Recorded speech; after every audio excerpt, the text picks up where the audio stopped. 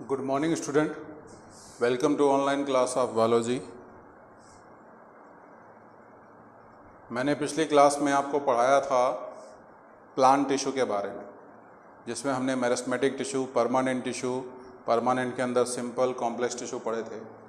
आज का जो हमारा टॉपिक है वो है एनिमल टिश्यू। हमसे कहा जाता है on the basis of function, on the basis of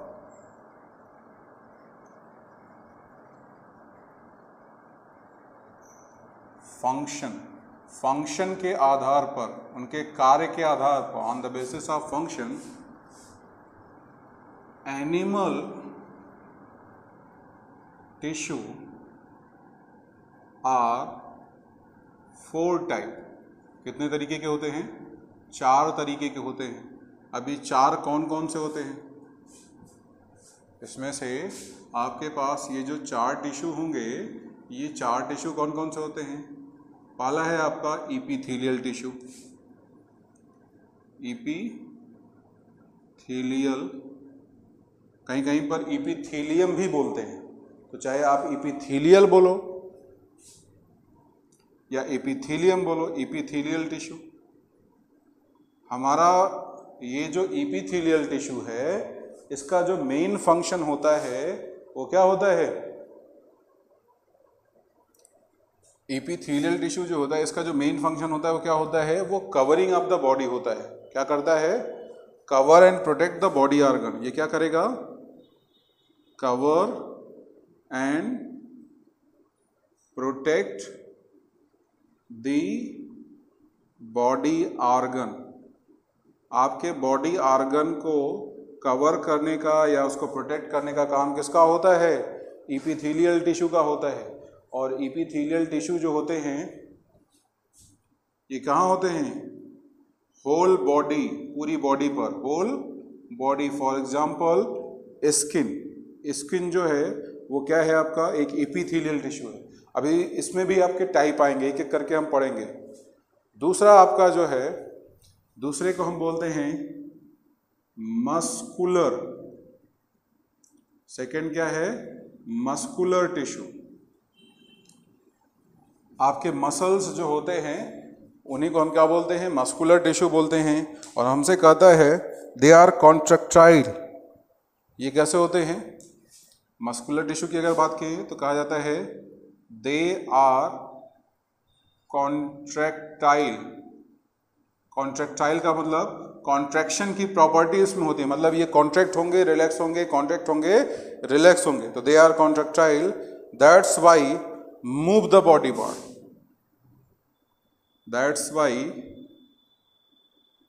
help in move the body part. Body part को ये आसानी से मूव करा सकते हैं। जैसे for example movement of lungs. हमारा जो लंग्स होता है वो मूव करता है ड्यूरिंग रिस्पायरेशन। जब हम रिस्पायरेशन करते हैं, ऑक्सीजन को अंदर लेते हैं, CO2 को बाहर छोड़ते हैं, तो उस समय हमारा लंग्स क्या करता है? मूव करता है। और वो मूव क्यों करता है? क्योंकि लंग्स के जो टिश्यू होते हैं किससे बने होते हैं? मस्कुलर टिश्यू होते हैं। थर्ड आपका आता है, तीसरा, ये आपका फर्स्ट हो गया, ये आपका सेकेंड हो गया। थर्ड क्या होगा आपका? Connective tissue. जैसा कि आपको नाम से ही लग रहा है कि इसका काम क्या होता है? ये बॉडी को क्या करते हैं? कनेक्ट करते हैं। It connect the one body organ to another body organ। एक बॉडी ऑर्गन को दूसरी बॉडी ऑर्गन से क्या करता है? कनेक्ट करने का काम करता है। For example blood. और इसके अलावा, ये एग्जाम्पल है ब्लड, इसके अलावा इसका दूसरा काम क्या है? ट्रांसपोर्ट ऑफ मटेरियल्स, मटेरियल्स के ट्रांसपोर्ट में भी हेल्प करता है। For example oxygen and glucose, इन दोनों का ट्रांसपोर्ट किसके थ्रू होता है? इन दोनों का ट्रांसपोर्ट होता है आपका ब्लड के थ्रू, ठीक है। नेक्स्ट लास्ट हमारे पास जो आता है उसको बोलते हैं चौथा नर्वस टिश्यू।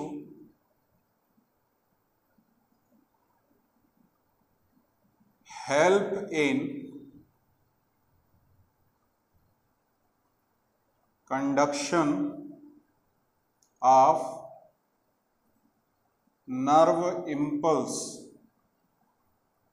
जो नर्व इम्पल्स होते हैं, जो ट्रांसमिशन होता है, मैसेज का जो ट्रांसमिशन होता है उसको कंडक्ट करने का काम किसका होता है? नर्वस टिश्यू का। नोट कर डालिए इसको।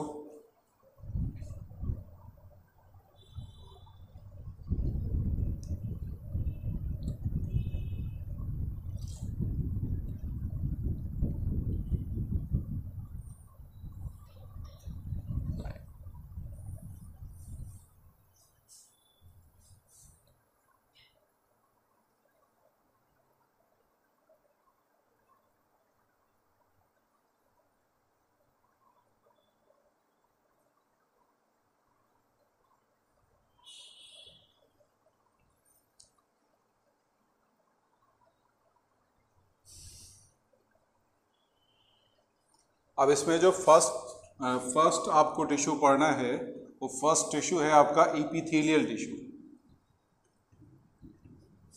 अपनी कॉपी में हेडिंग डालिएगा इपिथेलियल टिश्यू।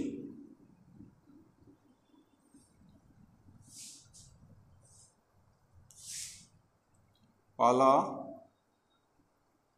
इपिथेलियल टिश्यू, मैंने अभी आपको बताया कि होल बॉडी पर होता है, ठीक है, बॉडी को कवर करने का काम करता है। तो पहला पॉइंट आप इसमें लिखिएगा cover all body organ of the body externally. पहला cover all body organ externally. Externally का मतलब क्या होता है? बाहर से। जैसे ये स्किन क्या है? बाहर से आपके पूरे बॉडी को क्या कर रहा है? कवर कर रहा है। And also present in hollow organ, इसी में and also present in hollow organ internally. जैसे आपका फूड पाइप है, तो फूड पाइप की जो अंदर की कैविटी है उसमें जो सबसे बाहर वाली लेयर है, जैसे मान लो ये फूड पाइप है, तो इस फूड पाइप में अंदर की ये जो लेयर है ये कौन सी है? Epithelial layer. तो ये भी याद रखिएगा, बाहर से भी होता है और अंदर से भी होता है। एग्जाम्पल में लिख सकते हो, यहीं पर एग्जाम्पल में लिख लीजिए एपिडर्मिस ऑफ स्किन। ये क्या है? इपिथेलियल टिश्यू का एग्जाम्पल है, ठीक है। बक्कल कैविटी, एलिमेंट्री कैनाल, इसी में और लीजिएगा बक्कल कैविटी। आपकी जो माउथ की कैविटी है, buccal cavity, elementary canal, kidney tubules, ठीक है, लंग्स, ग्लैंड्स, ये सब इसी में आते हैं, तो उसको नोट कर लीजिएगा।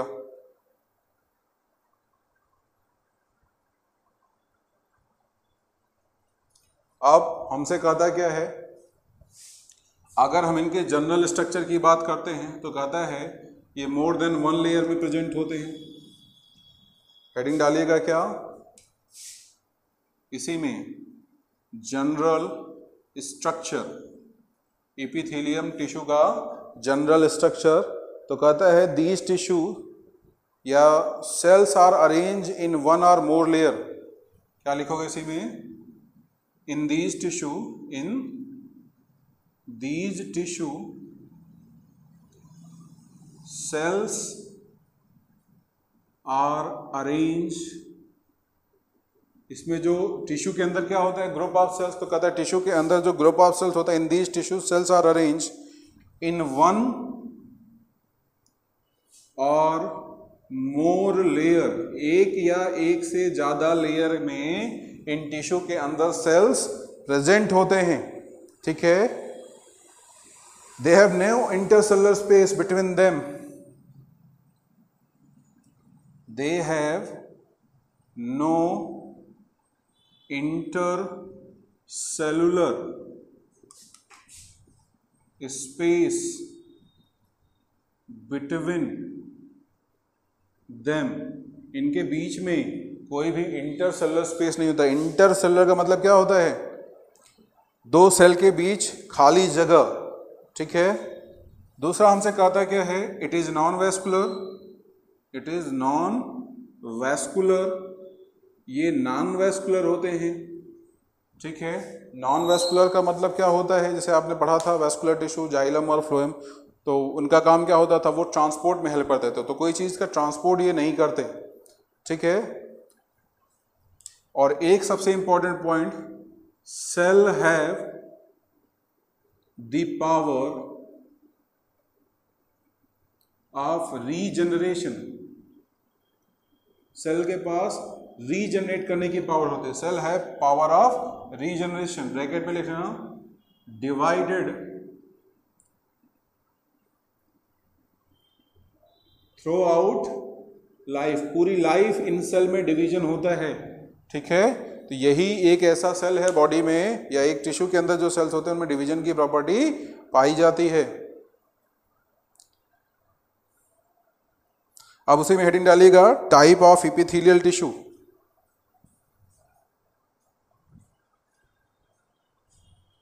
टाइप ऑफ इपिथेलियल टिश्यू,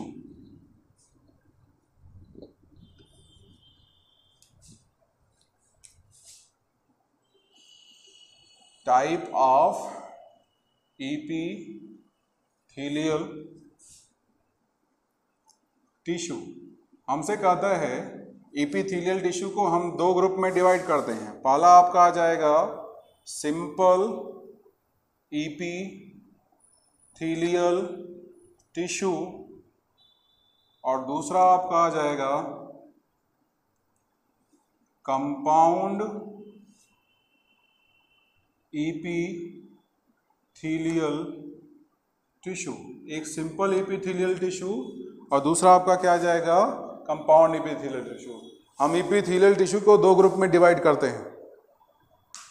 अगर सिंगल लेयर का बना होता है, यूनिलैमेलर होता है, ठीक है, तो उसको सिंपल बोलोगे। Tissue are made by single layer, tissue